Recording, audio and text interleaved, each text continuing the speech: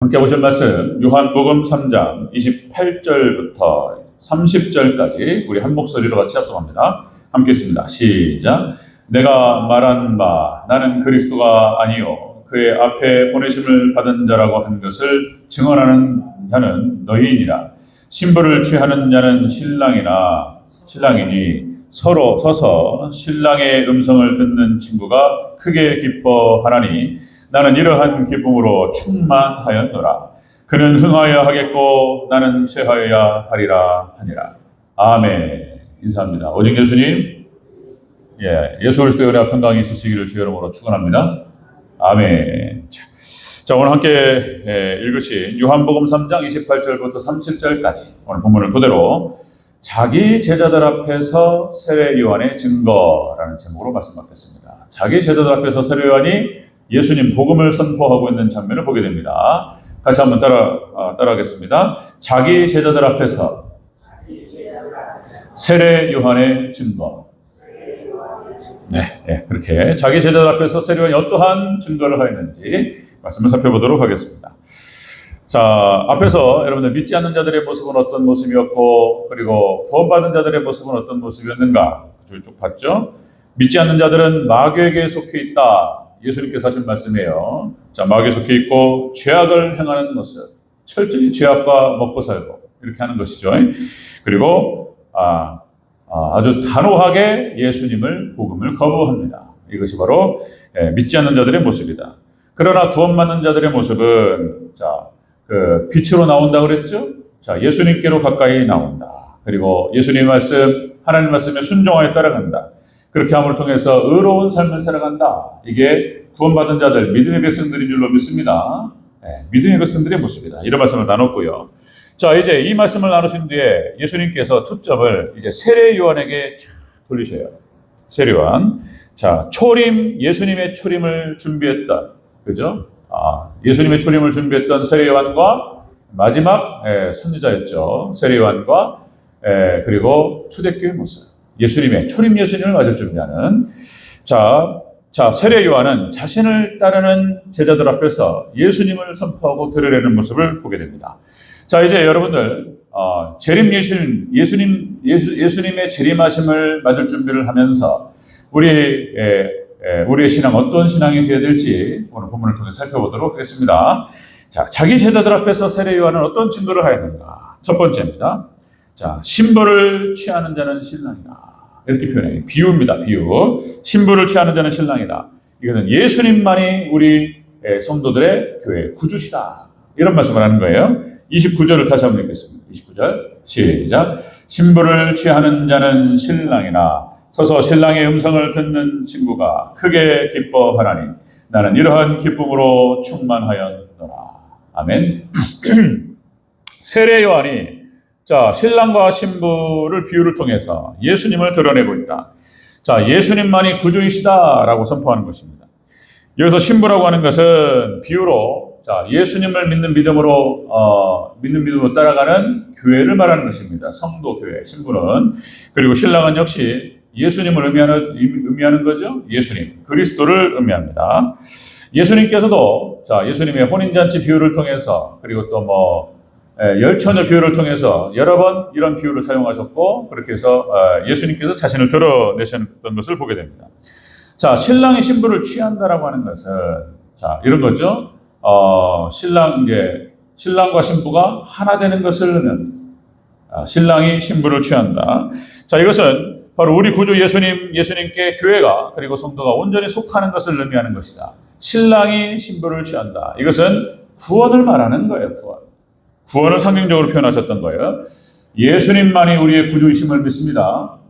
예수님만이 우리의 구주가 되십니다. 그러니까 자, 자기 제자들 앞에서 세례 요한이 증언하는데 예수님만을 드러내고 예수님만이 우리의 구주시라는 사실에 대해서 선포하는 모습을 보게 됩니다.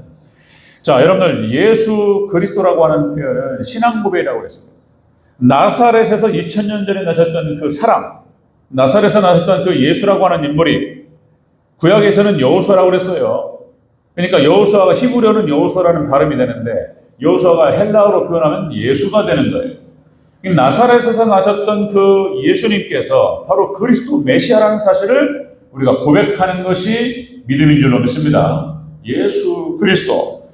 자, 그러니까 세례요한은 이렇게 해서 신랑과 신부의 비유를 하면서 혼인잔치의 비유를 하면서 예수님이 우리의 구주이시며 그리스도라는 사실에 대해서 세례요한, 그러니까 이스라엘의 마지막 선지자였던 세례요한이 이거를 선포하는 거예요. 자기 제자들 앞에서 지금 그렇게 언급하고 있는 것입니다. 자, 여러분들 사도행전 4장 12절 신약성경과 성경 전체가 마찬가지지만 신약성경과 그리고 초대교회와 사도들은 예수 그리스도만을 선포했습니다. 이것이 초대교회와 그리고 사도들의 유일한 메시지였습니다. 이것이 사도행전 4장 12절 다른 이로서는 구원을 받을 수 없나니 천하 사람 중에 구원을 받을 만한 다른 이름을 우리에게 주신 일이 없습니다. 그러니까 사도들이 초대교회가 시간만 나면 기회만 되면 이렇게 선포했던 거예요. 예수 그리스도, 예수님께서 우리의 구주이시다, 이렇게 선포했던 거예요. 여러 번 말씀드렸지만 성경 전체가 바로 예수님을 드러내고 있다 그랬습니다. 예수님께서 직접적으로 엠마오로 가는 두 제자에게 하셨던 말씀, 누가복음 24장 44절 모세의 율법과 그리고 선지자의 글과 시편이 곧 나를 가리켜 기록한 것이다. 아멘.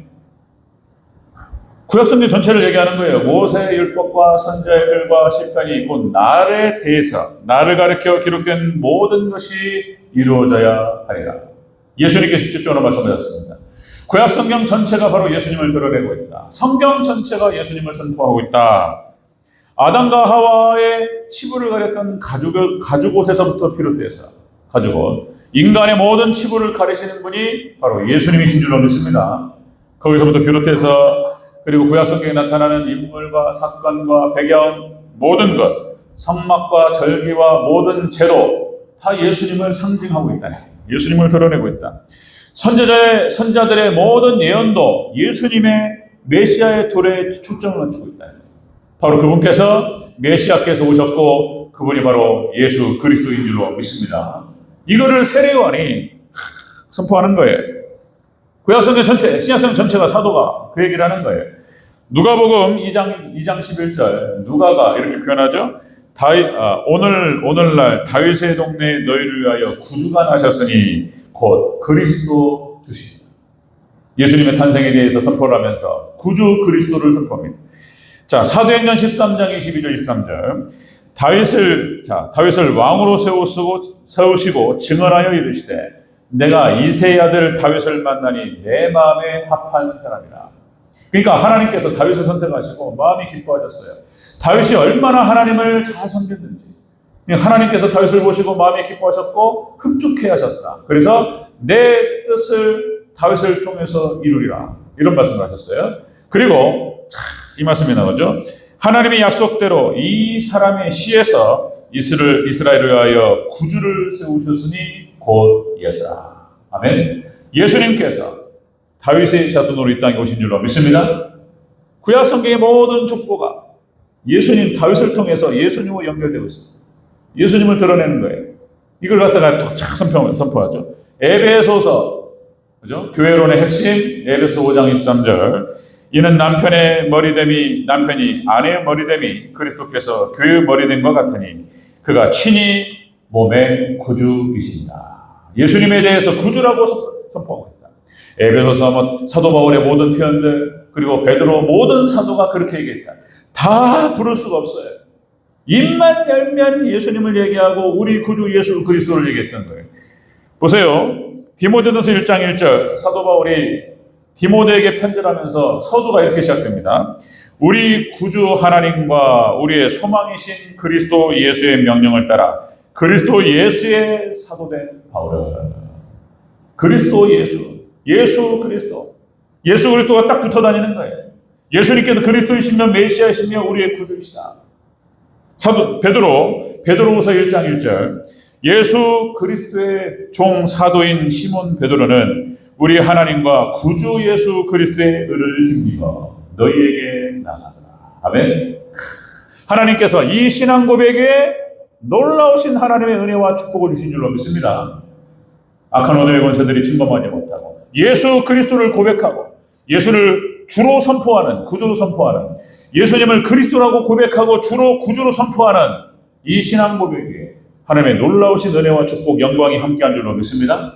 세례 요한이 자기 제자들 앞에서 지금 이렇게 선포하는 거예요. 예수 그리스도.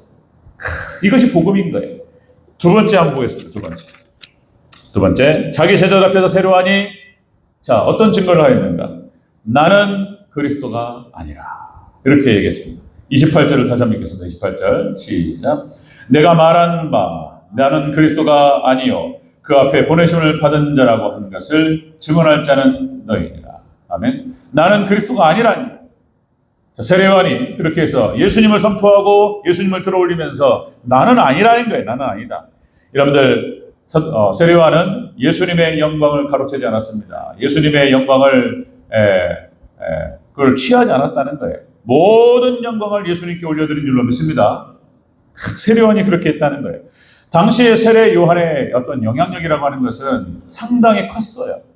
마지막 이스라엘의 선지자라는 표현을 썼고 많은 사람들이 세례 요한에게 세례를 받으러 왔습니다. 그러니까 오직하면은 그 이름이 그러니까 세례 요한이라고 했냐 말이에요. 요한에게 세례를 받으러 수많은 사람이 줄을 서서 이렇게 세례를 받으러 왔다. 거기에는 랍비들도 있었고 심지어는 예수님께서도 세례 요한에게 세례를 받으러 오셨다. 이런 거예요. 그러니까 이 세례 요한은 당시에 그의 세례 요한의 가르침과 그의 삶과 그의 영향력이 얼마나 컸는지를 알 수가 있습니다. 영향력은 곧 권력과 연결되는 거예요. 그 사람의 말 한마디가 많은 사람들의 삶을 좌우하는 거예요. 강력한 영향력을 가졌던 사람이었습니다. 세례 요한이.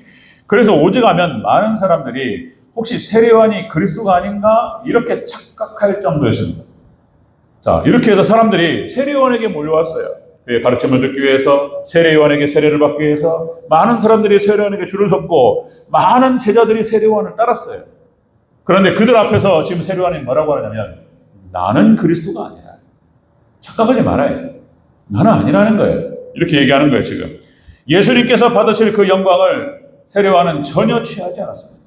모든 영광을 예수님께 올려드린 줄로 믿습니다. 세례 요한은 그렇게 했다는 거예요. 여러분들 보통 일반적으로 그렇습니다. 사람들에게 주목을 받고, 그렇죠? 사람들에게 박수를 받고, 환영을 받고. 자, 생각해 보세요. 그러면은요, 대체적으로 사람들은 중심을 잃어버립니다. 제정신을 잃어버려요. 사람들이 막 박수치고 막 이렇게 올리잖아요? 그럼 막 이렇게 올라가는 거예요, 이렇게. 그리고 자기가 무엇이나 된 것처럼 제정신을 잃어버립니다. 이런 표현이 돌아버려요, 그냥. 진짜. 사람이 그렇게 됩니다. 사울왕이, 루시퍼부터 얘기하면. 그러니까 여러분들 찬양, 그러니까 12영 중에서, 대표되는 12천사 중에서 루시엘이라고 하는 천사가 하나님을 찬양하는 찬양대장을 맡았다는 거잖아요. 그러니까 여러분들 보세요. 이 음악이 주는 영향력과 효과가 굉장히 커요. 저도 그렇게 경험이 한 120명 정도 성가대에 서본 적이 있습니다. 어렸을 때부터 성가대 활동을 쭉 했었고, 레슨도 받아보고, 그렇게 해서 어렸을 때부터 이렇게, 물론 하나님께서 그렇게 인도하셨던 것 같아요. 그래서 서울에서 잠깐 지낼 때, 제가 이제, 그러니까, 큰 교회였습니다. 120명 성가대에서 핸델 메시아, 할렐루야 찬양 아시죠? 할렐루야. 이 찬양을 120명 찬양대에서 하는데, 얼마나 큰지 막, 꽉 올립니다. 멋있어요. 그러면 대체적으로, 그렇습니다. 할렐루야, 핸델 메시아의 할렐루야가 딱 전주곡이 딱 들어가잖아요? 그러면 여기 청중들이 다 기립합니다. 다 일어서요. 그게 예의입니다, 예의. 할렐루야라고 하는 하나님을 찬양하는 그 찬양 앞에 모든 청중들이 다 기립해요. 다 기립해가지고 120명 찬양대가 할렐루야를 부르는데 막 쩌렁쩌렁 올리면서 영광스러웠어요. 멋있었습니다. 그러면 거기를 앞에 지휘하는 지휘자가 모든 중심에 거기에 다 초점에 딱 거기 지휘자가 딱 꽂혀요. 쉬면서 멋있죠. 자기가 잘못 착각하면 자기가 멋이나 되는 양 굉장히 교만해지는 가능성이 큽니다. 노래를 잘하면 제가 노래 잘하는 사람 많이 봤는데 목이 뻣뻣해요. 노래 멋있게 하면 사람들이 쫙 쳐다봅니다. 그죠? 노래 잘하는 가수들 한번 생각해 보세요. 사람이 멋있어 보이고 달라 보이고. 정말 김영웅이 난 누군지 모르겠어요. 그다음에 무슨 트로트를 잘한다고 그래가지고 뭐 이렇게 잘생긴 것 같지도 않고 뭐 이랬는데 그렇게 좋아하는 거예요. 그래서 인기가 그렇게 찌르길래 뭐냐 해서 한번 노래를 들어봤어요. 아 진짜 잘하더라. 김영은 이렇게 맛깔스럽게 잘하더라고요. 아주머니들이 너무 좋아하고 노래를 잘하면 사람이 달라 보이고 좋아 보인다. 그러니까 어쨌든 간에 자 성가대를 맡았던 루시엘이 하나님을 찬양하는 지휘를 맡고 교만이 뛰어넘어 버렸어요. 그래가지고 루시엘이 하나님처럼 되고자 하는 마음을 품었다라고 하는 것이죠. 그래가지고 천상에 쫓겨나서 루시퍼 사탄이 되어버렸다. 그러니까 뭔가 박수를 받고 환영받을 때 정신 바짝 안 차리면 정신 나갑니다. 그런 경향이 있어요. 여러분 사울왕도 마찬가지예요. 또요. 사울이 왕이 될 때까지 그 앞에서는 사사 시대로 해가지고 사사가 지도했지 왕이라는 표현을 안 썼단 말이에요. 근데 사울이 인간으로서 왕이라는 표현을 받으면서 왕이 되어버렸어요. 정신을 잃어버린 거예요. 그리고 교만해집니다. 권력의 맛을 취해가지고 하나님을 대적하는 그런 자리까지 가버려요. 자기 기념비를 세우고 정신을 잃어버립니다. 이런 경향이 있다니까요. 다윗도 도망자 신세를 다닐 때에는 그렇게 겸손하고 가난하고 심령이 가난하고 경건하고 이랬던 사람이 그죠? 자 이스라엘 백성들이 다윗을 추대하죠. 추대해서 선거도 안 했어요. 그냥 왕으로 삼아버렸어요. 그냥. 그런 다음에 밧세바 간통 사건이 나온다는 거예요. 이런 거 솔로몬이 또 왕이 되자. 솔로몬이 왕이 돼가지고 초반기에는 그렇게 하나님의 나라를 위해서 하나님께서 하나님의 나라를 잘 다스릴 수 있는 지혜를 주시옵소서. 이게 꿈속에서 있었던 일이라고 했어요.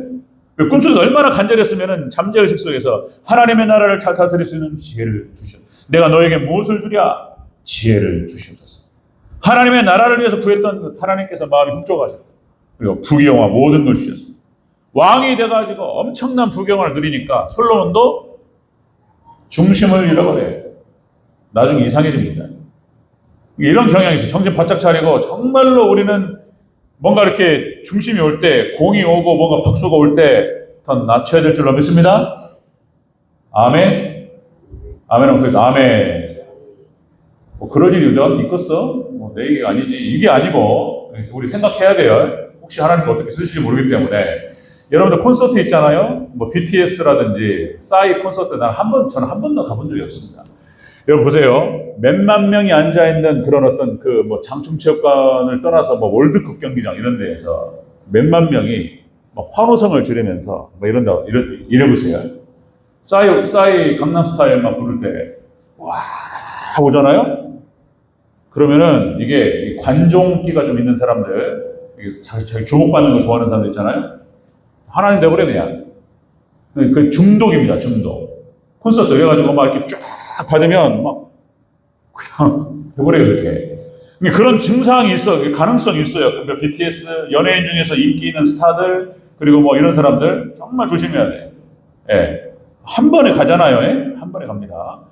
자, 이런 경향이 있는 거예요. 대통령도, 보세요. 그냥 일국의 대통령입니다. 그러니까 거기에 대한 예우 차원에서 대통령이 딱 입장하면 어떻게 하죠?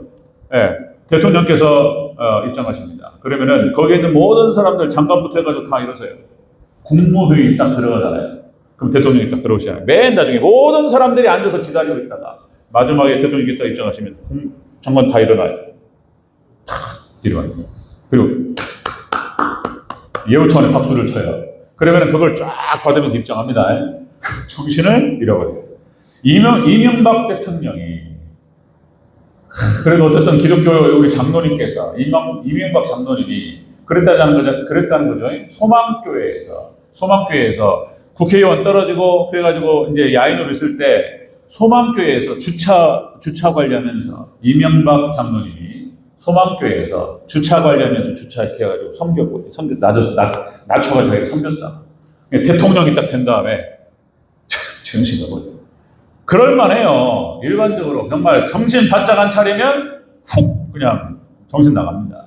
이런 경향이 있어요. 이단들의 특징이 그렇습니다. 이단들 여러분들 예전에 박태선 장로 그러니까 이제 신앙촌이라고 그러죠.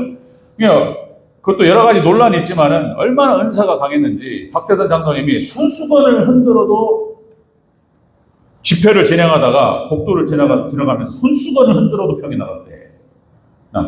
그런 일이 있었는가 싶어요. 그렇게 박태선 장로 뭐 은사가 왔다니 그 은사는 무슨 은사인가?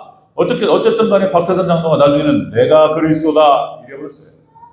그리고 이단으로 정죄돼가지고 그냥 역사의 기억으로 사라져버렸습니다. 이런 경향이 있습니다. 신천지 이만희 씨 이런 거예요. 내가 그리스도라고 그래요. 그러니까 다시요. 이렇게 월드컵 경기장에서 한 6만 명, 7만 명 모는데 자기 그러니까 신천지 교인들만 쫙 있어가지고 행사를 한번 치러보세요. 와, 소리 지르고 막 이러면 거기 이만희 막 해보잖아요. 가요. 그러니까 지금 여기서 세례요한이 거기 그 정도는 아니었을지 몰라도 많은 사람들이 세례요한을 따랐고 많은 사람들이 세례요한에게 세례를 받기 위했고 자기 제자들 앞에서 지금 세례요한은 뭐를 표현하냐면 자기를 드러내지 않습니다. 오직 예수님, 그죠? 예수님을 선포하고 있는 모습을 보게 됩니다. 세례요한이 바로 그런 사람이었다. 자기 제자들 앞에서 그렇게 해서 오직 예수님만이 구주이시며 나는 그리스도가 아니다. 이렇게 드러내고 있는 거예요. 이 모습이 중요한 거예요. 세 번째 보겠습니다. 자기 제자들 앞에 세례요한은 어떤 증거를 했는가? 자, 예수님은 흥하여겠고 나는 쇠해야 하리라. 이렇게 표현하죠. 30절을 다시 하겠습니다. 시작. 그는 흥하여야 하겠고 나는 쇠하여야 하리라. 여기서 흥하다고 하는 것은 원어 뜻이 이런 뜻입니다. 그는 흥하여야 하겠고 나는 쇠하여야 하리라. 그는 흥한다라고 하는 것은 이런 뜻을 내포하고 있는 거예요. 모든 지위와 권력과 명성과 세력이 쫙 오는 걸 말합니다. 쫙 올라가는 거예요. 흥한다라고 하는 거예요. 요셉이 받았던 축복. 어느 날 갑자기 하나님께 높이시니까 하늘 높은 줄 모르고 올라가 버려 그냥. 쫙 하나님께 높이십니다. 이 모든 영광이 바로 예수님 받으셔야 된다. 내가 받으면 안 된다. 라고 하는 사실을 세례요한은 드러냈다는 것입니다. 제가 그전에도 한번 말씀드렸던 것 같은데 어떤 선배 목사님께서 이렇게 한번 말씀하셨어요. 은퇴를 앞두시고 이 말씀을 인용하시면서 나는 쇠하고 그는 흥하여야 하리라. 이거를 비유로 말씀하시면서 자신은 은퇴하고 이제 후임 목사님에 대해서 덕담을 하시는 거예요. 그는 흥하여야겠고 나는 쇠하리라. 그래서 자신을 비우시면서 하신 말씀이에요. 그리고 그때 그 얘기를 들으면서 굉장히 인상 깊고 은혜스럽게 받았어요. 훌륭하신 목사님이시다. 은퇴하시면서 그게 못 놓는 거예요. 그게 놓기가 힘듭니다. 그 받았던 그 주목과 존경과 사랑과 이것들을 자기를 따랐던 제자들 앞에서 성도들 앞에서 이걸 다 내려놓고 후임한테 준다는 건 쉽지 않은 거예요. 그런데 좋은 비유고 좋은 얘기긴 했지만 세례 요한의 본질은 뭐냐면 후임 목사님의 영광받는 이 뜻이 아니고 그죠? 이런 뜻이 아니고 모든 영광을 예수님께 올려드린 줄로 믿습니다. 세례 요한은 자기 제자들 앞에서 하나도 자기가 취한 것이 없었습니다. 그리고 오직 예수님만이 구주이시며 나는 그리스도가 아니며 예수님만이 흥하셔야 되고 나는 쇠하리라. 이렇게 얘기를 했던 것입니다. 자, 하나님의 영광이라고 하는 것이 그런 겁니다. 놀랍습니다. 여러분들 출애굽한 이스라엘 백성들이 광야로 나오고 모세가 어쩌면 선한 욕심이라고 말할 수 있고 하나님을 보기를 원합니다. 이렇게 하나님께 구했던 거예요. 하나님을 보기로 하고 하나님의 영광을 보기를 원합니다. 이렇게 출애굽기 33장 18절 이렇게 기도하죠. 모세가 가로되 원컨대 주의 영광을 내게 보이소서. 이렇게 모세가 기도합니다. 하나님께서 이 말씀을 이 기도를 들으시고 보여주셨어요.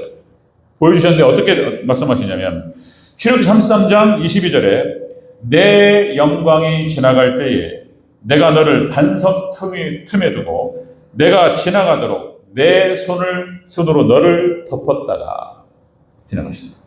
여기서 반석이라고 하는 것은 뭐죠? 예수님을 상징하고 이런 우리는 하나님의 영광을 볼 때에 예수님께서 우리를 가려주셔야 될 줄로 믿습니다. 모세를 가려주셨어요. 손으로 덮었다가. 아니면은 모세도 똑같은 거예요. 인간이고 죄인이기 때문에 하나님의 영광 앞에서 살아남을 자가 없다. 하나님께서 영광으로 임하실 때 이렇게 영광스러웠던 거예요. 사람에게 임하실 때, 어떤 장소에 임할 때 성막이 지어지고 성막 가운데 하나님의 셰키나의 영광이 임하고 찬란하게 빛났습니다. 여러분들 교회에 하나님의 우리 대전제일교회 하나님의 영광이 임하시기를 주의 이름으로 축원합니다. 하나님의 영광이 임하고 어떤 장소에 하나님의 영광이 임하거나 어떤 시대도 마찬가지입니다. 시대가 다 다른데 하나님의 영광이 임했던 그 시대가 있었어요. 그리고 사람도 마찬가지입니다. 하나님의 영광이 그 사람에게 임할 때 찬란하게 빛날 줄로 믿습니다. 하나님의 영광이 임하는 거예요. 여러분들 믿음의 선진들 아브라함과 이삭과 야곱 하나님의 영광이 그들과 함께했습니다. 그리고 요셉 하나님께서 영광 가운데 요셉을 올리시고 그런 거예요. 영광스러운 거예요. 모세 하나님께서 일개 사람에게 하나님께서 영광스럽게 나타나시고 임하시고 모세를 통해서 하나님께서 이스라엘 백성들을 구원하시는 놀라운 사역을 놀라운 역사를 모세를 통해서 하나님께서 역사하셨다. 이렇게 영광스러운 게 없는 거예요. 할렐루야. 모세가 지금 천국에서 하나님을 찬양하면서 그렇게 모세가 있을 텐데 모세가 받았던 그 영광은 대체 어떻게 얼마나 큰 영광일까? 하나님 손에 붙들려가지고 쓰임받는다는 것이 얼마나 큰 영광인가? 할렐루야. 이 영광이 함께 하시기를 주의 이름으로 축원합니다. 모세가 받았던 영광. 저도 있잖아요. 계속 또 그런 얘기예요. 또 그냥 저도 이렇게 뭡니까? 그러니까 그냥 이렇게 영광스러울 수 없고 진짜 오늘 죽어도 한이 없고 진짜로 하나님께서 부족하지만 정말로 부족한 사람이고 제가 말을 할 수가 없다니까요. 여러분 잘 아시겠지만 그러나 하나님께 저 같은 사람을 통해서 어쨌든 복음이 드러나고 예수님을 드러낼 수 있는 어떤 이 자리에 이런 기회를 주셨다는 것이 이렇게 영광스러울 수 없고 생각하면 생각할수록 이렇게 기가 막히고 이런다니까요. 여러분들 여호수아 갈렙이 받았던 그 영광 한번 보세요. 여호수아 모세의 바톤을 이어받아서 가나안 정복 전쟁을 승리로 이끌었던 여호수아 찬란하잖아요. 갈렙이 받았던 그 영광 보세요. 유다 지파로서 그 자손들이 하나님 축복하시는 그 영광들 갈렙이 받았던 영광 다윗이 받았던 영광 보세요. 하나님께 그 노예 시에서 구주를 보내신다. 다윗이 받았던 영광 기가 막힙니다. 다니엘과 세 친구가 받았던 영광 보세요. 그죠? 오직 하나님만을 섬기면서 하나님만 높여드리라. 그렇게 결단하고 주님만을 쫓았는데 하나님께 다니엘과 세 친구를 높여주시고 한번 보세요. 이런 것들. 히스기야가 받았던 영광 여러분들 역대하 32장 27절에 이렇게 표현되고 있습니다. 히스기야가 부와 영광이 극하니라. 하나님께서 히스기야가 역대 유다가 타락하는 가운데에서 히스기야가 왕이 된 다음에 스가랴의 딸의 히스기야가 어머니가 스가랴 선지자의 딸의 아들이에요. 그러니까 어렸을 때부터 이런 신앙이 있었던 사람이 히스기야. 그래서 이스라엘의 개혁을 위해서 하나님께로 돌아가죠. 그리고 유월절을 지키라. 히스기야가 개혁 정책을 피면서 모든 반대를 무릅쓰고 끝까지 밀어붙여서 개혁을 완성합니다. 히스기야가 왕을 오실 때 유다는 찬란했습니다. 그리고 히스기야는 이런 복을 받았습니다. 이런 복. 히스기야가 부와 영광이 극한지라. 이에 은금과 보석과 향품과 방패와 온갖 보배로운 그릇들을 위하여 국고를 세우며 창고를 지어가지고 이 모든 부하들을 담기가 부족했다니까요. 그러니까 하나님께서는 놀라운 축복을 히스기야에게 허락하셨습니다. 아멘. 하나님의 영광이 임하는 곳에 하나님 놀라운 축복이 함께 하실 줄로 믿습니다.